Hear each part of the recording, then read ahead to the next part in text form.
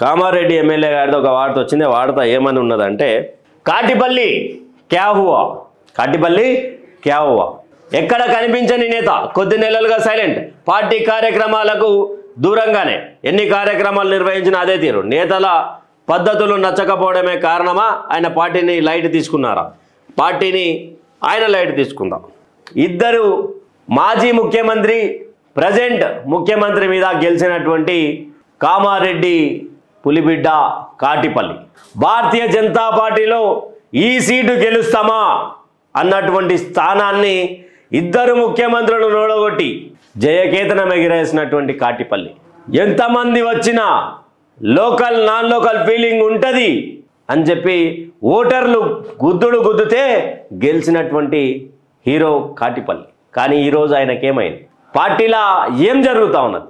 ఒకవైపు అధికార పక్షం, ఒకవైపు అంధకార పక్షం, ఒకవైపు ప్రతిపక్షం. అంధకార పక్షంలో కామారెడ్డిని కైవసం చేసుకున్నటువంటి కాటిపల్లి పార్టీకి ఎందుకు దూరంగా ఉంటున్నాడు?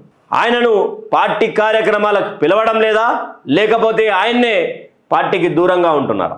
జన కార్యక్రమాలు అయితే రెగ్యులర్గా ఆయన కాటిపల్లి ఆయన నియోజకవర్గంలో ఆయన ప్రజలతోటి ఆయన నిత్యంగా పనిచేస్తూనే ఉన్నారు. అయితే కాటిపల్లి ఎందుకు దూరంగా ఉన్నాడు అనేది ఒక క్వశ్చన్ మార్క్గా స్వేచ్ఛ తీసుకొచ్చింది. ఈ స్వేచ్ఛ పత్రిక ఎవరిది? పొడుగు టీవీలదని బయట వాడతా. పొడుగు టీవీ ఎవరిది? అలా దీంట్లో ఏమని రాసుకొచ్చారు?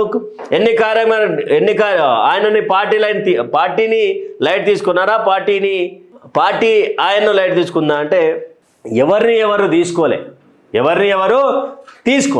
పార్టీ లైన్లోనే ఆయన ఉన్నారు, పార్టీ కోసమే ఆయన పనిచేస్తూ ఉన్నారు, పార్టీ కోసమే ఆయన నియోజకవర్గంలో తిరుగుతున్నారు, పార్టీ కోసమే ఆయన ప్రజల్లో ఉన్నారు. ఇచ్చినటువంటి హామీలు సొంత డబ్బుతో నెరవేరుస్తున్నారు అనేది ఒక టాక్. ఎంతవరకు నిజం అనేది ఒకసారి కామారెడ్డి పోయి రాసినటువంటి వాళ్ళే పోయి క్రాస్ చెక్ చేసుకోరు. కానీ పార్టీకి ఎందుకు దూరంగా ఉన్నారంటే వివిధ రకాలైనటువంటి కారణాలు ఉండొచ్చు, ఉండకపోవచ్చు. లేకపోతే ఆయన నియోజకవర్గంలో ఫుల్ ఫ్లెడ్జ్డ్గా ఉండొచ్చు కాదు, ఉన్నారు. కాటిపల్లి గారి మీద ఎక్కడ కనిపించని నేత అంటూ కూడా ఒకటి రాసుకుంటొచ్చు. మరి ఆయన వేరే పార్టీలకు పోయేటువంటి నేత కాదు. ఎందుకంటే బండి మీద మోడీ, చేతి మీద పువ్వు, ఆల్రెడీ ఆయన చెప్పిండు ఏ పార్టీకి పోయే ఆస్కారం లేదు, అవకాశాలు కనిపించవని.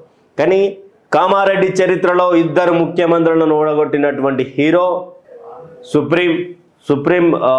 సుప్రీం హీరో కాటిపల్లి వెంకటరమణారెడ్డి గారి గురించి ఈ వార్తా స్వేచ్ఛలో రాసుకుంటూ వచ్చింది.